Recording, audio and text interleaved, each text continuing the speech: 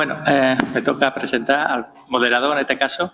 La revista Alminar fue una creación que salió de la institución cultural Pedro de Valencia, de la Diputación de Badajoz y el diario Hoy. No sé si alguno de vosotros habéis coleccionado las separatas que se publicaban todos los meses. Su idea era la difusión de los valores literarios, artísticos y científicos extremeños. Repasando algunos de sus números, pues me encontré con un artículo que había hecho muy pequeño, de apenas de una página, Fray Antolín Abad, un franciscano que precisamente los años primeros de los coloquios participó este hombre. Y titulaba Extremeños en el lejano oriente, el educador de Filipinas, Fray Juan de Plasencia. Pues eso me llamó mucho poderosamente la atención y comenzó la investigación. Así fue, afronto la personalidad y el hacer del padre Plasencia, franciscano misionero extremeño, nacido en Plasencia, la ciudad hecha para agradar a Dios y los hombres, atraído por el reducido trabajo, poco más de una página, que dio luz a la revista Alminar en el año 1980 y por lo mucho que hicieron los extremeños en Extremo Oriente. Unido a la gesta colombina, hay que reseñar el hecho memorable que protagonizaron Fernando de Magallanes y Juan Sebastián Elcano en su idea de llegar a las Islas de las Especias por el oeste. Precisamente los 51 coloquios históricos de Extremadura fueron dedicados a esa circunnavegación que hizo Magallanes y Elcano. Entre los mayores productores de especias se encontraron las Islas Molucas, archipiélago del Pacífico, en la actual Indonesia. Las especias que destacaron en el mercado eran el clavo, la nuez moscada, el jengibre y la canela. Así fue como la expedición española contactó con Oriente, con los filipinos, en la primavera del año 1521, con la llegada a las islas de Magallanes y Elcano. Aunque el encuentro entre los navegantes y los filipinos fue breve, encuentro que formó el otro extremo del arco del Imperio Español. En uno de sus encuentros, el 27 de abril de 1521, entre los navegantes y los filipinos, perdió la vida Magallanes, frente a los guerreros de Lapu Lapu, caudillo de la isla de Mactán. La expedición quedó en manos de Juan Sebastián Elcano, quien terminó por cerrar la primera vuelta al mundo. Precisamente hay una estatua dedicada a Lapu Lapu, que lo tienen considerado como un héroe, porque derrotó a aquellos que venían a invadir sus tierras. El proyecto de ocupación de las Islas Filipinas, llamada así por el futuro rey Felipe II, denominada como el país más occidental de Asia, se hizo realidad con la llegada de una nueva expedición a cuyo mando estuvo el vasco Miguel López de Legazpi en 1565, formando el otro extremo del Imperio Español. Es el Legazpi. El marco físico, pues ese es el Imperio Español. Veis casi toda América, imaginaros la zona de Estados Unidos estaba ocupada por los españoles, el Extremo Oriente, donde está Filipinas, y bueno, toda América del Sur, América Central, todas las posesiones que tenía el arco del Imperio Español, donde se decía que en su dominio no se ponía el sol. El archipiélago de Filipinas está formado por 7.107 islas emplazadas entre el mar de la China Meridional y el Océano Pacífico. Las islas Luzón y Mindanao ocupan 2/3 del territorio. En medio de ambas se extiende el grupo de las Bisayas. Con esto podemos imaginar que Filipinas era un mosaico de pueblos con gran fragmentación cultural. Ahí se enmarca lo que acabo de describir, la zona donde se sitúa las Islas Filipinas, lo que está enmarcado con un círculo es donde está el archipiélago filipino. Legazpi dio comienzo a la conquista y evangelización del archipiélago. En esta última tarea participaron muy activamente los agustinos, el primer congregación religiosa que llega en 1565. Los franciscanos llegaron en 1577. Los jesuitas, su llegada fue en 1581. Los dominicos llegaron en 1587. Y finalmente, ya a principios del siglo XVII, los agustinos recoletos, pues su llegada fue en 1607. Precisamente estas fechas coinciden también con otro extremeño que llega también a Filipinas, que es Francisco de Sande, que funda Nuevo Cáceres. Él era cacereño. Llegó en 1574 para ser capitán general y gobernador de Filipinas, impulsor de la cristianización de aquella tierra tan lejana. Se le atribuye la fundación de Nuevo Cáceres en la región de Camarines. Bueno, ahí hay una representación de cómo vestían los religiosos de aquel momento. Hay que decir que Fray Juan de Plasencia viaja junto a Fray Pedro de Alfaro, que fue martirizado luego en Japón. Llegó a Filipinas en julio junto con un grupo de 14 hermanos, entre los que iba Juan de Plasencia, que en su mayoría provenían de España. Los recién llegados se establecieron en Manila y poco después se trasladaron a las principales provincias del archipiélago para ayudar a los agustinos en su tarea de evangelización. Los misioneros trataron de formar a hombres nuevos con conciencia personal nueva y lo consiguieron en no pequeño grado después de la dolorosa y trágica ruptura con el pasado que comportó la conquista y la imposición de la cultura europea. Filipinas fue gobernada por el Virreinato de Nueva España desde 1565 hasta 1821, donde México logró la independencia. Fueron administradas desde la Ciudad de México y controladas desde el puerto de Acapulco.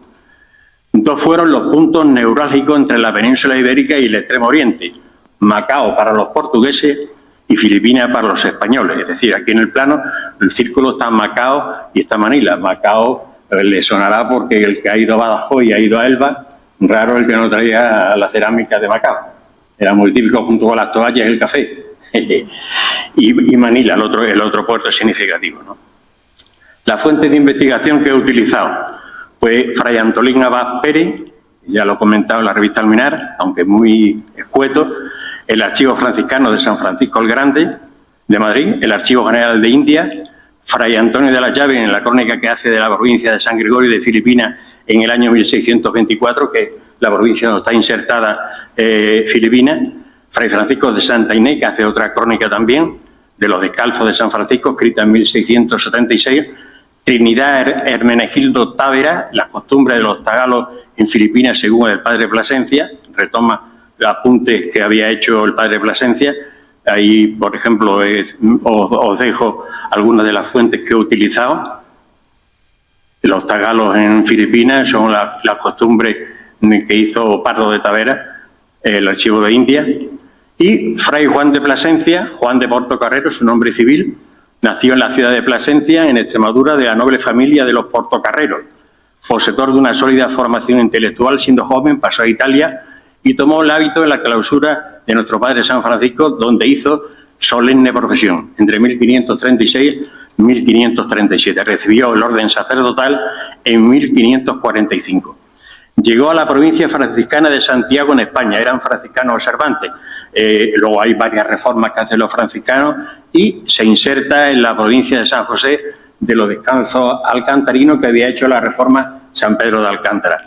Fue predicador en el convento de San Bartolomé de Villanueva de la Serena. De aquí es de donde Fray Juan de Plasencia va a partir hacia Filipinas. Se alistó en la primera misión para Filipinas partiendo el 24 de junio de 1577 desde San Lucas de Barrameda, llegando a Manila en agosto de 1578. Tuvieron un tiempo en México, porque en México ya había experiencia de evangelización, y entonces pasaban por un curso para prepararlo de lo que se iban a encontrar a las tierras donde marchaban. Apenas pisó el suelo de Filipinas cuando la providencia le deparó un muchacho llamado Salvador, descendiente de españoles, que más adelante vistió el hábito franciscano con el nombre de Fray Miguel de Talavera, quien a la vez que estudiaba gramática latina con Fray Juan, instruía al religioso en el idioma tagalo. Claro, cuando llegaban los misioneros a estos países, ¿qué hacían? Que tenían que hablar los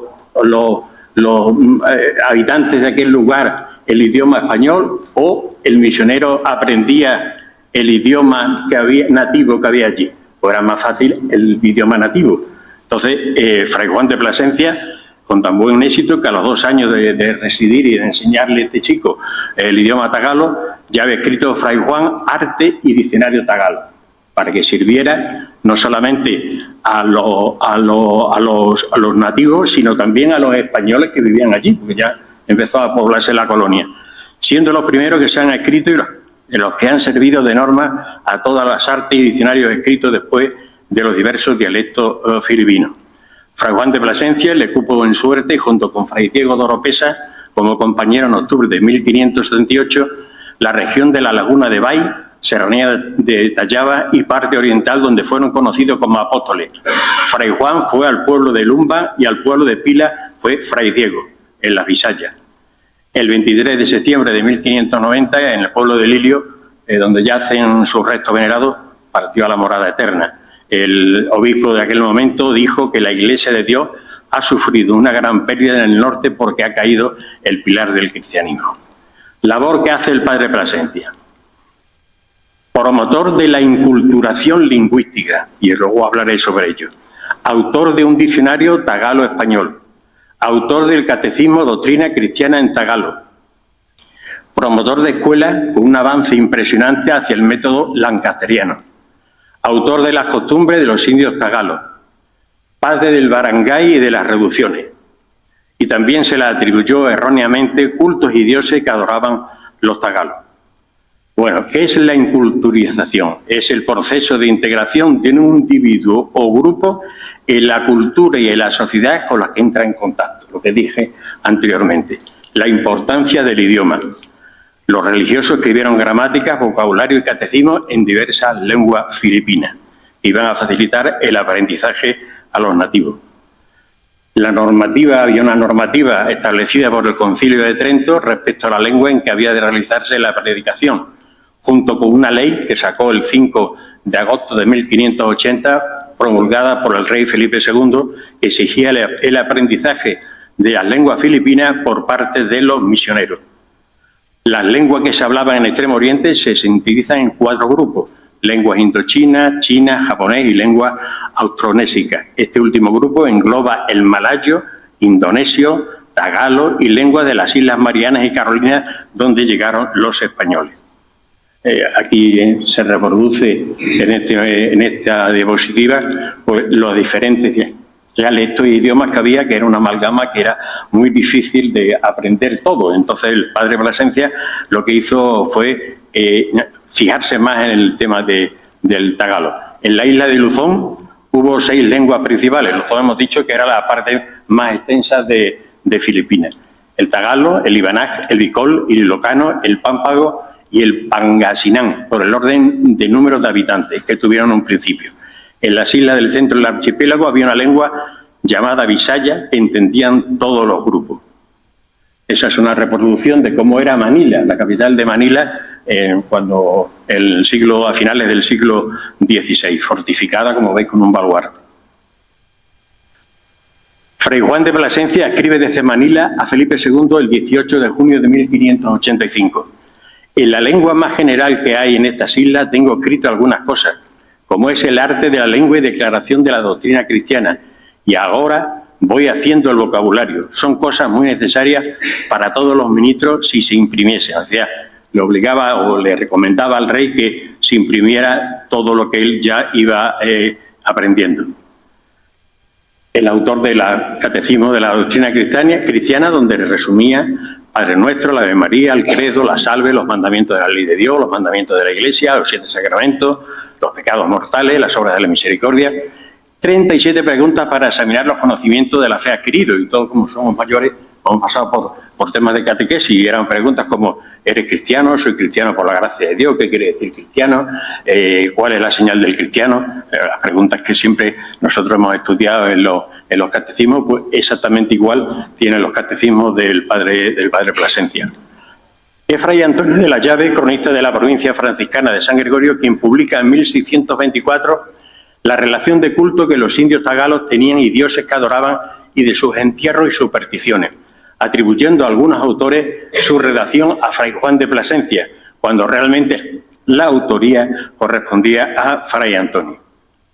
Esa es la portada de donde aparece todo, que está hecho a plumilla, muy preciosa. Esto es una transcripción que se hace a finales del siglo XIX. Ese es el dios Batala, ese, digamos, como para nosotros, para los cristianos, nuestro Dios. Poderoso, hacedor de todas las cosas, Dios supremo, creador y gobernante del universo. También adoraban al sol, que universalmente casi todos lo respetaban y honraban por su hermosura. También daban culto a la luna, especialmente cuando era nueva. Algunos adoraban también las estrellas, aunque no las conocían por sus nombres, sino el lucero del alba, que ellos llamaban Tala. Describe Santa Inés los hechiceros ministros del diablo. Decía que había 12. Catolonán, Manganganay, Mansilá, tantos los nombres. Ahí, por ejemplo, Silagán. Su oficio era que si veía alguna persona vestida de blanco, le sacaba los hígados y se los comía dándole muerte. O sea, hablamos de canibalismo. Nos sorprendemos, dice, 12 hechiceros, 12 diablos y tal, ¿no?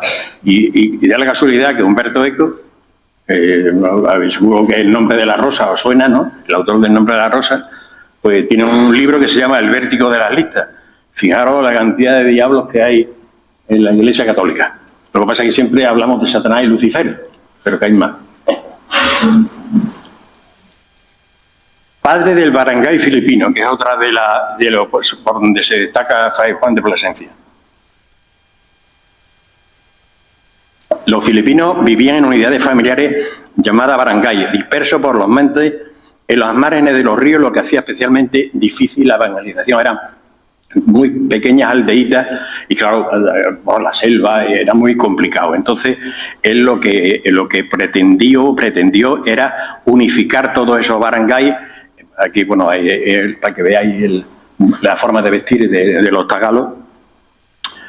Él hizo la reducción, es decir, esas aldeitas pequeñas, concentrarlas tipo ciudades castellanas, donde hubiera una iglesia, la casa del misionero y una escuela. Para todo ese proceso educativo y para que estuvieran fundamentalmente en los mares de los ríos o cerca de las playas, para que las comunicaciones entre barangay y barangay fueran fluidas y no estuvieran en plena selva. Por ejemplo, es una reproducción de lo que era un pueblo, una aldea de aquella época. Juntamente con las escuelas que yo hablaba y de la iglesia y de la casa del misionero, el padre Juan de Plasencia, en carta escrita a Felipe II, fechada en 1586, informa al rey que él y sus hermanos de hábito enseñaban a los indios primero a cantar y después a leer, por ese orden. Era una forma muy sabia y pedagógica de mantener el interés de los niños y hacerles llevadero el aprendizaje de cosas que les resultaban novedosas. Entre las proposiciones del padre Plasencia estaba formar escuelas de primeras letras en donde se enseñara a los filipinos no solo la doctrina cristiana, a leer y escribir, sino también de algunas artes y oficios, con el fin de que fueran después no solo buenos cristianos, sino también útiles ciudadanos. La pedagogía empleada por Fray Juan de Plasencia se adelantó muchos años a su tiempo. Se dice que introdujo el método Lancaster 2 siglos y medio antes de que el propio Joseph Lancaster lo aplicara en América. Enseñaba las letras y la escritura escribiendo en las arenas de las playas y también en la corteza de los árboles. Imaginaros, porque no había papel, y entonces el ingenio iba por ahí, ¿no? El sistema lancasteriano suponía que los alumnos más avanzados que encontraba el padre Plasencia, pues siempre hay el más listo de la clase o los más listos de la clase. Pues los denominaban una especie de monitores que transmitían a los demás los contenidos que le había enseñado el maestro, el profesor.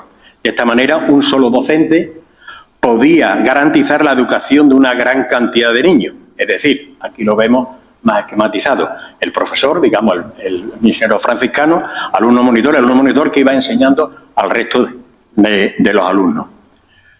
Las costumbres de los indios tagalos, que por el padre Juan de Plasencia, en el año 1583 se dio a conocer algunos casos de sublevación de los indígenas contra los encomenderos. Los encomenderos pues esclavizaban, querían más impuestos y entonces hubo una rebelión de los tagalos.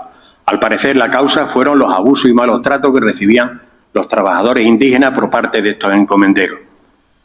Un año después, en 1584, llegó a Manila la audiencia de nueva creación con su presidente, el oidor Santiago de Vera. ¿Qué hace este hombre? Para aplicar justicia, es decir, ¿cómo se rigen los indios tagalos? ¿Por qué clases de leyes se rigen? Entonces se lo encarga al padre Plasencia. El prudente magistrado comprendió que lo primero que tenía que hacer era bajarse al terreno y para gobernar con justicia a ver cuáles eran los usos y costumbres de los tagalos. La relación trata del gobierno de los tagalos, eran más conocidas como comerciantes que como guerreros, y su riqueza fue con base en la joyería, oro, además de la posesión de esclavos, no tanto en tierra. Los barangays estaban gobernados por un dato o majinú. Estaban divididos en 3 clases sociales distintas: los marlicas, nobleza y hombres libres; los alipín namamajay, plebeyos; y los alipín sanguiguilir, que eran los esclavos. Es decir, bueno, una cosa muy parecida también a la sociedad de nuestros días de la época moderna, ¿no? Bueno, hay una representación de las clases de los esclavos, los datos, los que eran los jefes, ¿no? Y la forma de vestir de los nobles, de la gente más importante, poderosamente económicamente. La instrucción recoge normas sobre el mando y el gobierno de los barangays, las penas y castigos que se imponían. Todo eso en las costumbres que ellos tenían, que el padre Plasencia las transcribe. Las penas de muerte, las herencias, los hijos legítimos, ilegítimos y adoptivos, dotes, conciertos, descasamientos, la bigamía que había, los adulterios, todo ello.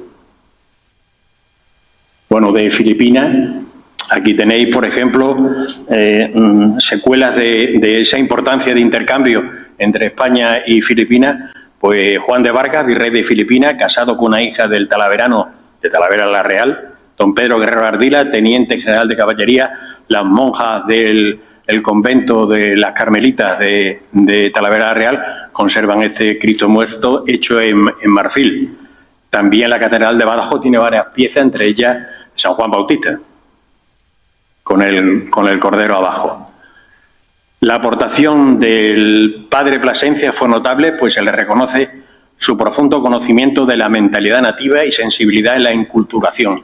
Se preocupó para que se levantaran escuelas. Fue el alma de cuanto en su tiempo se hizo para bien de la naciente colonia. Trabajó mucho en la lengua tagala, floreciendo en muchas virtudes que le hicieron, como su ciudad natal, grato a Dios y a los hombres. Como recuerdo de ello, pues ahí queda el Palacio de Cristal del Retiro, que muchos habréis visto, que precisamente se hizo el Palacio de Cristal, que ahora creo que está en reforma y está adjudicado al Museo Reina Sofía. Se hizo una exposición general de las Islas Filipinas. Se creó el palacio. Fue inaugurado el 30 de junio de 1877. El comisario de la exposición fue Juan Álvarez Guerra Castellano. Casualidades de la vida, su abuelo, el abuelo de este hombre, era hermano del bisabuelo de los hermanos Antonio y Manuel Machado. Como un date que de eso. Bueno, los últimos de Valer, los últimos de Filipinas o de Valer, también hay muchas películas, hay mucha documentación, muchas conferencias hechas sobre las penalidades que pasaron cuando llegó la ocupación, ¿no? Y los mantones de Manila, que no eran de Manila, eran chinos, era fabricación china, pero que se ven cada vez menos, pero que en alguna que otra boda las señoras, las damas, pues se colocan los mantones de Manila, ¿no? Y bueno, y de aquellos pozos que dejó el padre Plasencia está esta personalidad que entró en la Capilla Sixtina con el nombramiento de León XIV, papa, pero salió cardenal. El cardenal es filipino, es el cardenal filipino que iba papable, pero que salió cardenal. Bueno, esto da para mucho más hablar, pero el tiempo es el tiempo y yo, como soy moderador, me limito a cumplir el tiempo. Cuando se edite la ponencia, pues veréis con luz, toda clase de detalle, todo lo que hizo este hombre, que por cierto, creo que no tiene un nombre en Plasencia. No sé si aquí gente de Plasencia me puede corregir, pero yo he abundado por internet y no aparece para nada el nombre de Fray Juan de Plasencia, que hizo honor al sitio donde él era, porque entonces los religiosos se solían poner el nombre de donde procedía. Y con esto, pues muchísimas gracias.